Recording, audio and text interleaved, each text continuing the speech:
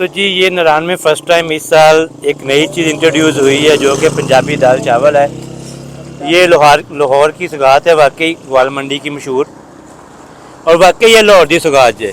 लाहौर वाला जायका, लाहौर वाली दाल, लाहौर वाले चावल ने, और ये बिल्कुल एक नया इजाफा है नारायण के अंदर। रेट भी बताएं, रेट कितना मुनासिब है? और ये बिल्कुल एक नया इजाफा है नारायण के अंदर, एक जो नॉर्मल किस्म के लोग थे उनके लिए भी, और दूसरा जो टेस्ट लाहौर का या पंजाब का खाना चाहते थे उनके लिए भी।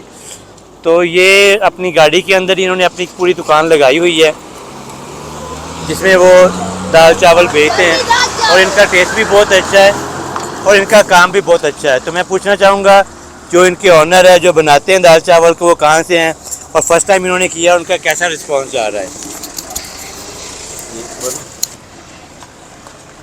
जी सर, मेरा तलक लाहौर से है जी, और अल्हम्दुलिल्लाह मुझे यहाँ 13 साल हो गए हैं टूरिस्ट की खिदमत करते हुए। इस साल ये नया काम किया है क्योंकि ये बट्टा कुंडी नारायण में नहीं था।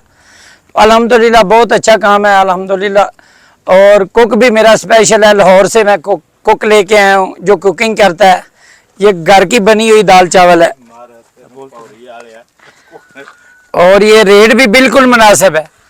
क्या रेट रखा हुआ है जी आपने? सिर्फ 200 है जी, प्लेट का रेट 200 है, जो कि यहाँ कोई चीज़ भी 200 की खाने वाली नहीं मिलती।